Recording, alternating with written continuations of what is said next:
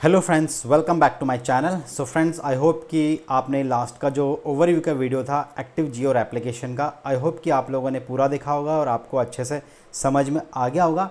Again just छोटा सा overview फिर से देता हूँ।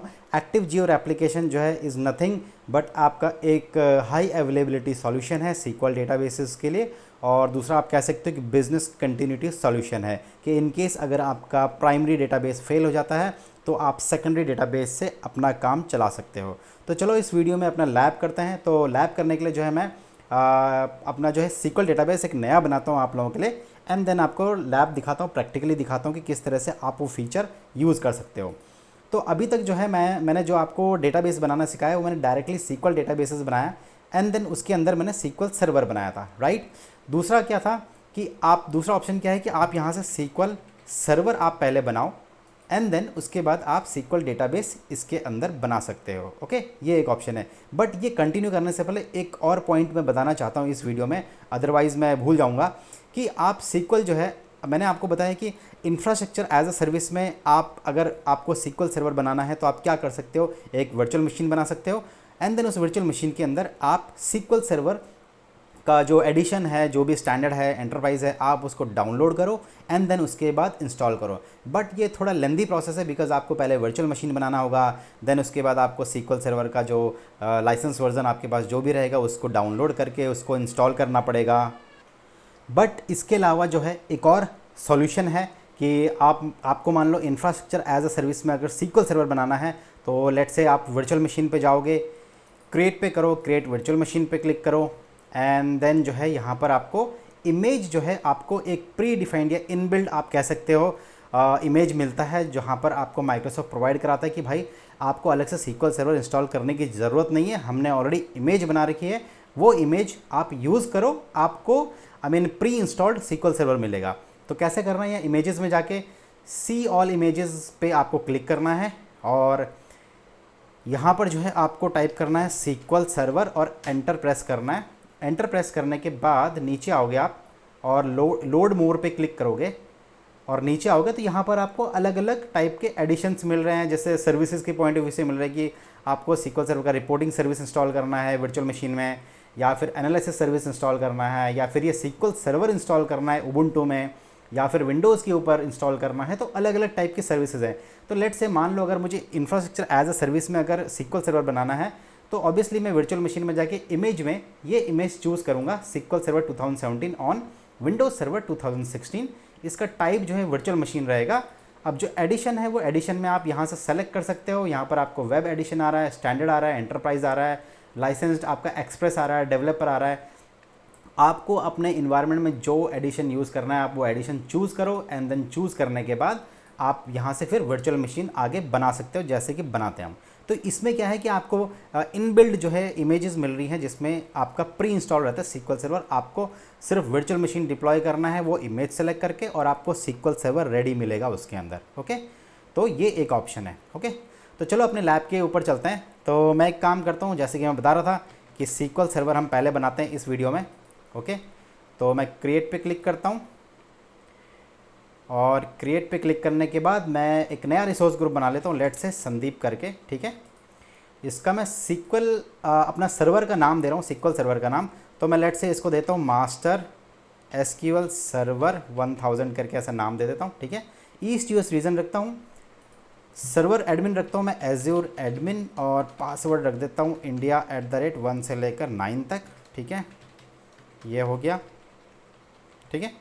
इसके बाद मैं नेक्स्ट में नेटवर्किंग में जाता हूँ। फायरवॉल रूल में मैं चाहता हूँ कि इस सर्विस को मैं बाहर से एक्सेस कर सकूँ पब्लिकली, जैसे कि मैं लास्ट के वीडियोस में बता चुका हूँ सिंगल डेटाबेस में इलास्टिक पूल में। तो मैं यहाँ पर यस करता हूँ, नेक्स्ट में जाता हूँ, फिलहाल नॉट नाउ करता हूँ, टैग्स कुछ नहीं कर रहा हूँ, क्रिएट पे क्लिक करता हूँ। अब यहाँ पर आप देखो, यहाँ पर बोलता है नो एडिशनल चार्जेस, मतलब सर्वर बनाने का आपको कोई चार्ज नहीं है, ये फ्री ऑफ कॉस्ट है। चार्जेस किसका लगता है आपको, डेटाबेस इस सीक्वल सर्वर के ऊपर जब हम होस्ट करेंगे तो उस डेटाबेस का अपने को कॉस्ट लगेगा, ठीक है। तो मैं क्रिएट पे क्लिक करता हूँ और इसको क्रिएट होने देते हैं। तो फ्रेंड्स, मेरा जो है सीक्वल सर्वर बन चुका है।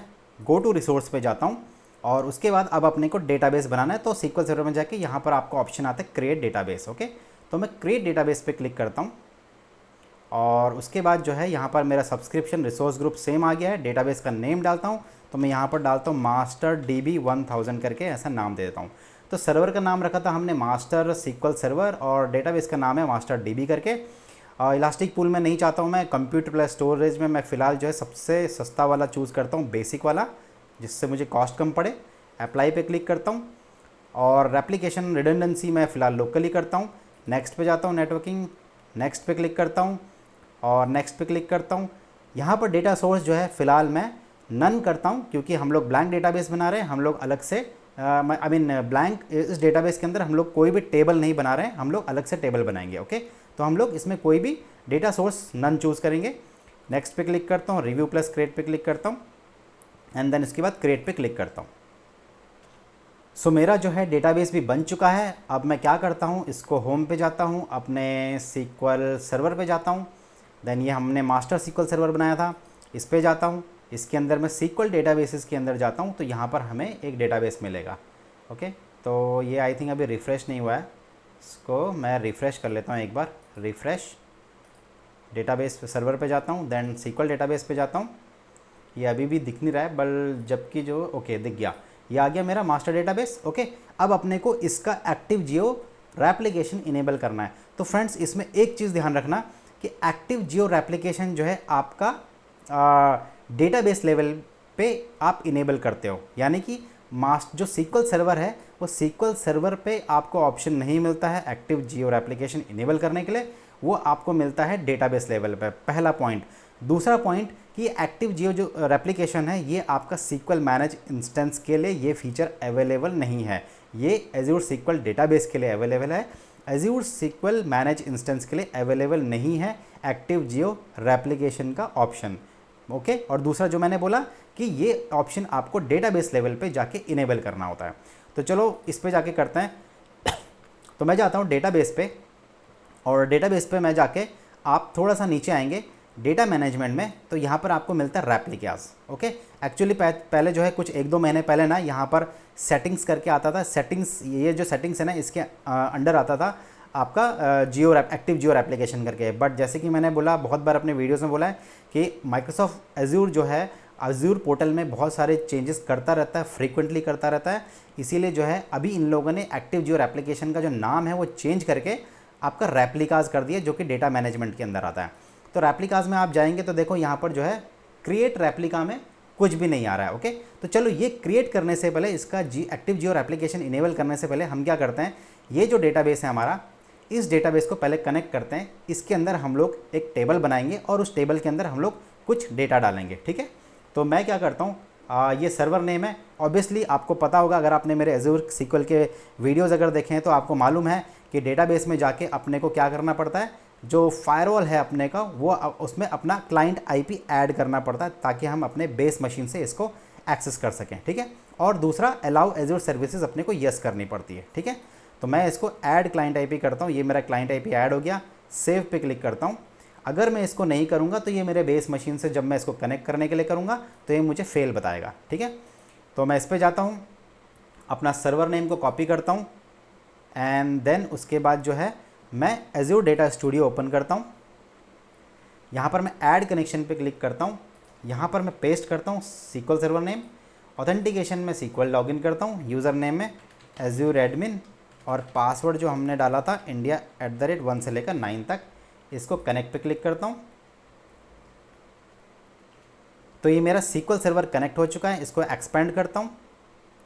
एक्सपेंड करने के बाद डेटाबेसेस पे जाता हूँ, तो यहाँ पर आपको वो मास्टर डेटाबेस मिलेगा जो हम लोगों ने बनाया है। अभी इसके अंदर कोई भी टेबल नहीं है, तो अपने को आप देख सकते हैं यहाँ पर कोई भी टेबल नहीं है, सब ब्लैंक है। तो अपने को क्या करना पड़ेगा, टेबल बनाना पड़ेगा एक। ओके, तो मैं राइट क्लिक करता हूँ और न्यू क्वेरी करता हूँ, और यहाँ पर हम कमांड के थ्रू जो है टेबल बनाएंगे। ठीक है, कमांड के थ्रू टेबल बनाएंगे। तो उसके लिए आपको करना क्या है, सैम्पल आप गूगल में जाओगे, यहाँ पर आप देखना sample SQL database for practice करके सर्च करोगे ना, तो आपको पहले एक URL आएगा सीक्वल सैम्पल डेटाबेसेस करके, W3 रिसोर्सेज का। ठीक है, आप इसको ओपन करोगे, मैं जूम कर देता हूँ थोड़ा। ठीक है, ये वेबसाइट है। उसके बाद यहाँ पर नीचे आओगे तो इन्होंने कुछ कमांड दे रखी हैं टेबल्स बनाने के लिए। तो मैं इसको कॉपी करता हूँ यहाँ से और अपना डेटा स्टूडियो में जाके यहाँ पर मैं पेस्ट करता हूँ और इसको मैं रन करता हूँ। तो अभी ये मुझे जो है एरर फेंकेगा। ये मैं आपको जानबूझ के दिखा रहा हूँ क्योंकि मुझे पता है कि आप लोग मेरा लैब देख के आप प्रैक्टिस करते हो, इसीलिए मैंने जानबूझ के दिखाया। तो ये मुझे भी लैब करने के टाइम पे इशू दिखा रहा था। तो इसका रीज़न क्या निकला कि ये जो एरर आ रहा है ना रेड कलर में, नंबर में, ये बोलता है कि ये नंबर ना कोई वैलिड डेटा टाइप नहीं है। तो ये डेटा एक्चुअल जो करेक्ट डेटा टाइप है वो है न्यूमेरिक। तो आपको नंबर की जगह न्यूमेरिक चेंज करना है कैप्स में। और दूसरा जो एरर फेंक रहा है वो इसकी वजह से फेंक रहा है कि जो डेटा टाइप है varchar2, तो varchar2 करके कोई डेटा टाइप नहीं है बोलता है ये। तो अपने को ये लास्ट का जो 2 है ना ये हटा दो, सिर्फ varchar रखो, ठीक है। अब मैं इसको, ये हमारी कमांड सही हो गई है, मैं इसको रन पे क्लिक करता हूँ। तो अब देखो मेरे को कोई भी एरर नहीं आया, ठीक है। अब मैं क्या करता हूँ, यहाँ पर सेलेक्ट स्टार फ्रॉम dbo.agents, ये जो हमने टेबल का नाम बनाया एजेंट्स, वो एजेंट्स में मैं कमांड रन कर रहा हूँ। मैं देखना चाहता हूँ कि हमारी टेबल बनी कि नहीं बनी। तो ये देखो ये हमारी टेबल बन गई है जिसमें 1 2 3 4 5 6 हमारे कॉलम्स हैं, ठीक है। अभी ये ब्लैंक टेबल है, अपने को इसके अंदर डेटा डालना है। तो सेम हम वही साइट में जाएंगे तो आपको नीचे आएगा now insert records into table agents करके, यानी कि एजेंट करके जो टेबल है उसके अंदर डेटा डालने के लिए ये रिकॉर्ड आप यूज़ कर सकते हो। तो मैं इसको अगेन यहाँ से कॉपी पे क्लिक करता हूँ और डेटा स्टूडियो में जाता हूँ, इसको डिलीट मार देता हूँ, इसको पेस्ट करता हूँ। ओके, अब इसको पेस्ट करने से पहले ना मैं एक काम करता हूँ, आपको जस्ट नोटपैड में दिखा देता हूँ, ठीक है। मैं यहाँ पर जाता हूँ, नोटपैड में ओपन करता हूँ या तो फिर नोटपैड प्लस प्लस ओपन करता हूँ, ठीक है।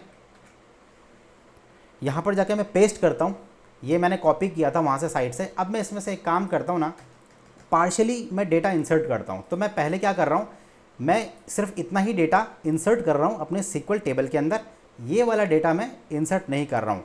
अब ये क्यों ऐसा कर रहा हूँ ये आपको ऑब्वियसली धीरे धीरे आपको आगे समझ में आएगा इस वीडियो में। तो मैं क्या करता हूँ, पहले इतना सा ही डेटा कॉपी करता हूँ। ओके, कॉपी करने के बाद स्टूडियो में जाता हूँ और इतने से डेटा को पेस्ट करता हूँ, इसको सेलेक्ट करके रन पे क्लिक करता हूँ।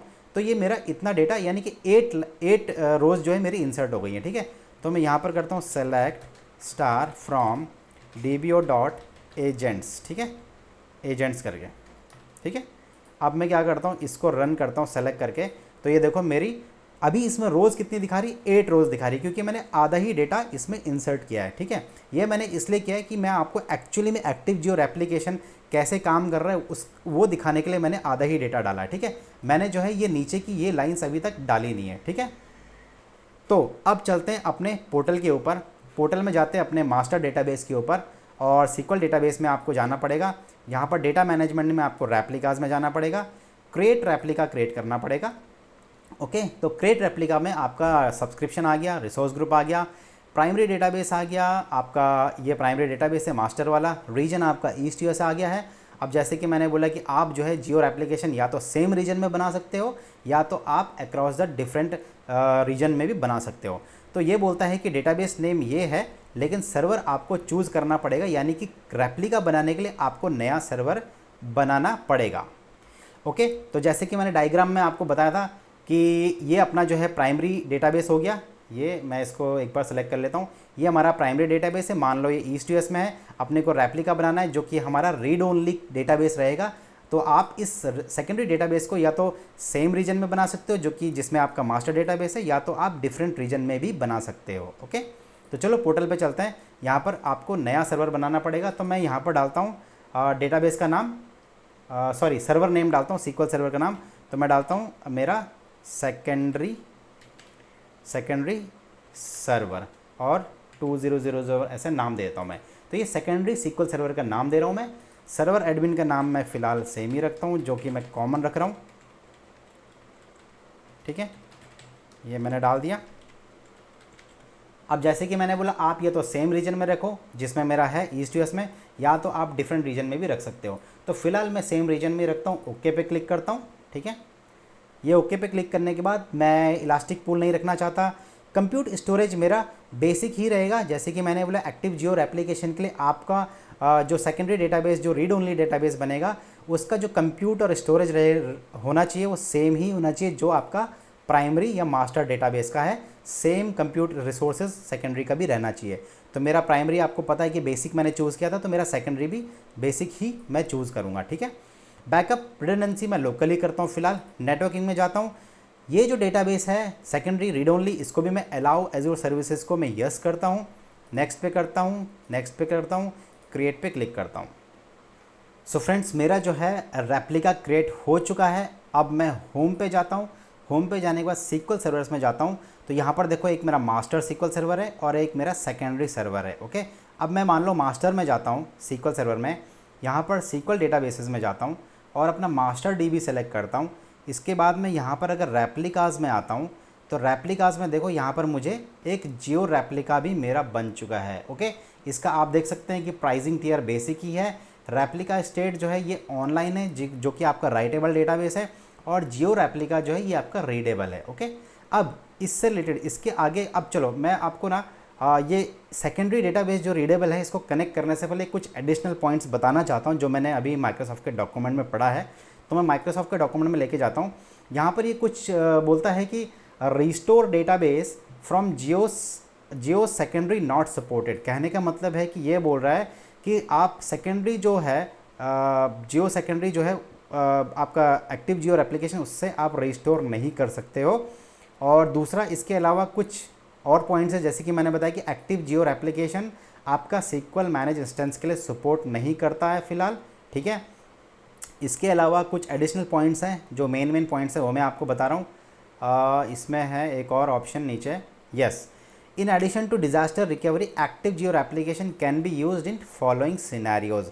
मतलब ये दो सिनेरियोज में भी आपका एक्टिव जियो एप्लीकेशन यूज़ कर सकते हो। एक है आपका डेटाबेस माइग्रेशन, मतलब आपको अगर डेटाबेस माइग्रेशन करना है तो आप उसको जो है एक्टिव जियो एप्लीकेशन इनेबल करके अपना डेटाबेस एक सर्वर से दूसरे सर्वर पे आप मिनिमम डाउन टाइम के साथ माइग्रेट कर सकते हो।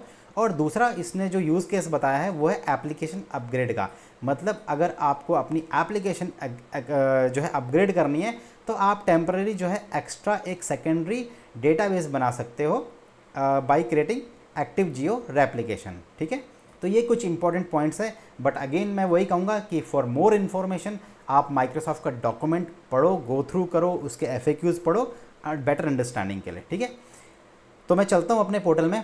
तो अब जो है हमने ये डेटाबेस तो हमने यहाँ कनेक्ट कर रखा, राइट, और ये मैंने इसके अंदर इतने सारी 8 रोज़ बनी हुई है, हमने ये डेटा डाला हुआ है। तो अब मैं अपना जो ये सेकेंडरी डेटाबेस है इसको कनेक्ट करने की कोशिश करता हूँ। तो इसका जो सर्वर नेम है इसको मैं कॉपी करता हूँ, डेटाबेस अपना एज्योर डेटा स्टूडियो में जाता हूँ, यहाँ पर कनेक्शन का बटन आता है, इस पर क्लिक करता हूँ, पेस्ट करता हूँ सेकेंडरी सीक्वल का सर्वर नेम, और यहाँ पर एज्योर एडमिन, और यहाँ पर जो है पासवर्ड डाल के मैंने कनेक्ट कर दिया। अब ये डेफिनेटली फेल होगा। ये देखो ये बोलता है कि भाई तुमने फायरवॉल रूल में अपना क्लाइंट आईडी ऐड नहीं किया है। तो मुझे क्या करना पड़ेगा, इसके लिए पोर्टल पे जाता हूँ। ये मेरा सेकेंडरी डेटाबेस है ऑब्वियसली, क्योंकि देखो अभी फिर से मैं बताता हूँ, प्राइमरी का जो डेटाबेस नेम है वो भी सेम है, जो सेकेंडरी जो मेरा रीडेबल कॉपी बनी हुई है वो भी सेम डेटाबेस है, क्योंकि रेप्लिका है। रेप्लिका मतलब जो डेटाबेस आपका यहाँ है वही दूसरे डेटाबेस में भी दूसरे सीक्वल सर्वर में भी वही डेटाबेस का नाम रहेगा, ठीक है। तो अब अपने को एरर आ रहा है, तो जैसे कि आपको पता है कि अपने को डेटाबेस में जाना है, सेट सर्वर फायरवॉल में जाके अपने को ऐड क्लाइंट आईपी पे क्लिक करना है। ये मेरा क्लाइंट आईपी ऐड हो गया है, सेव पे क्लिक करता हूँ, और ये सेव होने के बाद मैं इसको वापस से कनेक्ट करता हूँ। ये हो गया। इसके बाद मैं सीक्वल सर्वर, ये ऑलरेडी मैंने डिटेल्स डाल रखी हैं, मैं इसको सिंपल से कनेक्ट पे क्लिक करता हूँ। कनेक्ट पे क्लिक करने के बाद यहाँ पर मुझे नीचे मेरा जो रीड ओनली जो डेटाबेस है या दूसरा सेकेंडरी मेरा सीक्वल सर्वर है वो मेरा यहाँ पर आ गया है। मैं इसको एक्सपेंड करता हूँ, डेटाबेस में जाता हूँ, तो ये देखो मेरा मास्टर डीबी आ गया है। यहाँ पर भी मेरा प्राइमरी जो है इसमें भी मास्टर डीबी है, सेकेंडरी वाले में भी मास्टर डीबी है। इसको एक्सपेंड करता हूँ तो यहाँ पर मेरा टेबल्स के अंदर मैंने जो एजेंट्स करके टेबल बनाई थी वो मेरी टेबल आ गई है, और मेरी प्राइमरी के अंदर भी एजेंट्स करके टेबल है यहाँ पर, राइट। अब हमको ये देखना है कि हमारा ये जो मास्टर डेटाबेस है, यहाँ से जो सेकेंडरी हमने जो डेटाबेस जियो रेप्लिका के थ्रू बनाया है उसके अंदर डेटा आया है कि नहीं आया। तो अपने को इस पर क्लिक करके राइट क्लिक करो, न्यू क्वेरी पे क्लिक करो, ठीक है। मैं ओके न्यू क्वेरी पे क्लिक करके ये मेरा सेकेंड सर्वर का है, तो यहाँ पर मैं टाइप करता हूँ सेलेक्ट स्टार फ्रॉम dbo.agents, ठीक है, और मैं इसको रन करता हूँ। तो रन करता हूँ तो आपको यहाँ पर डेटा दिखेगा, ये देखो, यानी कि मेरा जो ये जो प्राइमरी या मास्टर सर्वर था ये वाला, इसमें जो मैंने इंसर्ट किया था डेटा या टेबल, वही मेरा रेप्लिकेट हो चुका है कहाँ पर, मेरा इस सेकेंडरी सर्वर में, जो कि रीड ओनली डेटा है, ये देखो, ठीक है। अब अपने को चेक करना है कि भाई ये रेप्लिकेट होता है कि नहीं होता है। तो मैं अपने मास्टर सर्वर वाले में, ये जो मास्टर सर्वर की जो क्वेरी है, मैं क्या करता हूँ, अभी नोटपैड में जाके ये जो बाकी का जो डेटा है ना, इसको भी मैं इंसर्ट करता हूँ, ठीक है। इसको कॉपी कर लिया मैंने, और यहाँ पर जाता हूँ मैं, इसको डिलीट मार देता हूँ। ये मैं अभी फिर से मैं आपको बता रहा हूँ, मैं मास्टर डेटाबेस पे कर रहा हूँ, पेस्ट करता हूँ और मैं इसको रन करता हूँ मास्टर डेटाबेस पे, ये हो गया। अब मैं इसको रन करता हूँ, सेलेक्ट स्टार को रन करता हूँ, तो ये देखो, पहले मेरी 8 ही रोज़ थी, 8 रोज़ थी, अब जो है मेरी 12 रोज़ पे मेरा डेटा आ गया, राइट। अब अपने को चेक करना है कि ये जो मैंने डेटा इंसर्ट किया मास्टर डेटाबेस में, ये मेरा सेकेंडरी में रेप्लिकेट हुआ कि नहीं हुआ। तो मैं सेकेंडरी डेटाबेस की क्वेरी पे जाता हूँ, यहाँ पर अभी भी आपको 8 ही रोज़ का डेटा दिखा रहा है। मैं इसको वापस से रन करता हूँ इस कमांड को, और यहाँ पर आप देखोगे तो मेरा डेटा सारा का सारा मास्टर से सेकेंडरी में रेप्लिकेट हो चुका है, राइट। तो क्योंकि ये क्या है, कंटिन्यूस रेप्लिकेशन करता है, जैसे ही उसको लगता है कि, मतलब बैकएंड में माइक्रोसॉफ्ट ने आप कह सकते हो कि मैकेनिज़्म इस तरह से बना रखा है कि वो फ्रीक्वेंट एक इंटरवल टाइम पे जो है कंटिन्यूस रेप्लिकेशन करता रहेगा, मास्टर से सेकेंडरी डेटाबेस में रेप्लिकेट करता रहेगा, ठीक है। ये हो गया। अब चलते हैं अपने पोर्टल पे। अब मान लो आपको जो है ये रेप्लिका जो है डिसेबल करना है, आप नहीं चाहते हो इसका रेप्लिका बनाना। मे भी हो सकता है फ्यूचर में आपका रिक्वायरमेंट आया, क्लाइंट का रिक्वायरमेंट आया कि भाई हमको रेप्लिका नहीं चाहिए, आप रेप्लिकेशन स्टॉप कर दो, हमको कॉस्ट ज़्यादा पड़ रहा है, ओके, आपने कोई और सोल्यूशन इसका ढूंढ लिया है, ठीक है। तो मैं क्या करूँगा, इसको यहाँ पर जो 3 डॉट्स आ रहे हैं, इस पर क्लिक करके यहाँ पर स्टॉप रेप्लिकेशन करके बटन आता है, मैं स्टॉप रेप्लिकेशन पे क्लिक करूँगा। बट ये करने से पहले मैं आपको एक बार दिखा देता हूँ कि जब भी हमने रेप्लिका बनाया था तो हमारे एक तो मास्टर सीक्वल सर्वर था और एक सेकेंडरी सीक्वल सर्वर था, ओके। तो उसी तरह से अपने पास अगर डेटाबेस में जाएंगे, तो डेटाबेस में जाता हूँ तो अपने पास 2 डेटाबेस हैं सेम नेम से, बट ये देखो सर्वर जो है डिफरेंट है, एक मास्टर सीक्वल सर्वर है, एक सेकेंडरी सीक्वल सर्वर है, ठीक है। तो अब मैं मास्टर अपना जो सीक्वल सर्वर का जो डेटाबेस है, सीक्वल सर्वर पे जाता हूँ, मास्टर सीक्वल सर्वर पे जाता हूँ, डेटाबेस पे जाता हूँ, मास्टर डीबी पे जाता हूँ, और डेटा मैनेजर में आकर रेप्लिकाज में जाता हूँ। यहाँ पर जो है मुझे रेप्लिकेशन स्टॉप करना है, तो इस पर क्लिक करके स्टॉप रेप्लिकेशन करता हूँ, यस करता हूँ। तो अब ये क्या है, मेरा जो रेप्लिकेशन है इस सर्वर के साथ यहाँ से यहाँ जो रेप्लिकेट हो रहा था वो स्टॉप हो रहा है। तो मेरा जो है ये देखो नोटिफिकेशन आ चुका है स्टॉप का, मेरा रेप्लिकेशन स्टॉप हो चुका है। अब मैं इसको एक बार रिफ़्रेश करता हूँ तो यहाँ पर मुझे कोई भी रेप्लिका नहीं दिखेगा। तो ये देखो मेरा जो आ रहा है नो रेप्लिका फाउंड करके आ रहा है, राइट, मेरा रेप्लिकेशन स्टॉप हो चुका है अब। लेकिन जब हम रेप्लिका स्टॉप करते हैं तो इसका मतलब ये नहीं है कि जो हमने सेकेंडरी डेटाबेस बनाया था as an replica active geo application के थ्रू, वो डिलीट नहीं होता है, यहाँ पर सिर्फ रेप्लिकेशन स्टॉप होता है और यहाँ से हट जाता है। लेकिन जो सेकेंडरी डेटाबेस है और सेकेंडरी सर्वर है वो आपका एज इट इज़ ही आपके पोर्टल में पड़ा रहता है। तो हम सीक्वल सर्वर पर जाएंगे, रिफ़्रेश करेंगे, तो ये देखो मेरा सेकेंडरी जो सीक्वल सर्वर है और उसके अंदर जो डेटाबेस है सीक्वल डेटाबेस में मास्टर डीबी, ये मेरा यहाँ पर एज इट इज़ पड़ा हुआ है, राइट। तो मतलब कैसा है कि मेरा यहाँ से डिलीट नहीं होता है, सिर्फ रेप्लिकेशन स्टॉप होता है। तो अगर अब अपने को अगर इस सेकंड सर्वर की ज़रूरत नहीं है सेकेंडरी सर्वर की, तो अपने को क्या करो, सिंपल सा पहले ये जो डेटाबेस है इस डेटाबेस को डिलीट करो यहाँ से। तो मैं यहाँ से डिलीट कर देता हूँ, ओके, और ये मैंने डिलीट कर दिया। डेटाबेस डिलीट होने के बाद आप जो है सेकेंडरी जो सीक्वल सर्वर है आप उसको भी यहाँ से ये कॉपी करो, ठीक है, इसको कॉपी करो और यहाँ से आप डिलीट कर सकते हो। तो अभी मेरा फ़िलहाल जो है सेकेंडरी सर्वर का जो डेटाबेस है वो डिलीट हो रहा है। उसके बाद ये डिलीट होने के बाद आप ये सेकेंडरी सर्वर डिलीट कर सकते हो ताकि आपको चार्जेस, अननेसेसरी चार्जेस पे ना करने पड़े, ठीक है। तो मैं इसको भी यहाँ से अभी डिलीट कर देता हूँ, डिलीट, और ये फीडबैक पूछ रहा है, स्किप करता हूँ, सेकेंडरी सर्वर का नाम देता हूँ, स्पेस आ गया था, डिलीट मार देता हूँ, ठीक है। तो ये मेरा डिलीट हो रहा है, ओके। अब मेरे पास मेरा मास्टर ही सर्वर है, ओके। तो ये था एक्टिव जियो एप्लीकेशन के बारे में। एक और पॉइंट जो है फ्रेंड्स मैं यहाँ पर करेक्ट करना चाहता हूँ, आई थिंक शायद मैंने गलती से वो बताया है कि मैंने डायग्राम में बताया था कि आप जो है जो रेप्लिका आप बना सकते हो वो सेम सर्वर में बना सकते हो या फिर डिफरेंट सर्वर में। तो माय डियर फ्रेंड्स, यहाँ पर मैं करेक्शन करना चाहता हूँ अपने वर्डिंग्स को कि आप सेम सर्वर पे एक्टिव जियो एप्लीकेशन नहीं बना सकते हो, उसके लिए आपको सेकेंडरी सर्वर ही बनाना पड़ेगा। ये आप सेम सर्वर में एक्टिव जियो एप्लीकेशन इनेबल नहीं कर सकते हो। आपको जो secondary database read only database बनाना होगा वो उसके लिए सेकेंडरी सीक्वल सर्वर बनाना ही पड़ेगा। ओके, तो ये मेरी तरफ से करेक्शन था। ठीक है, तो फ्रेंड्स ये था इस वीडियो में। आई होप कि आपको वीडियो अच्छा लगा होगा और आपको समझ में आ गया होगा कि एक्टिव जियो एप्लीकेशन किस तरह से वर्क करता है।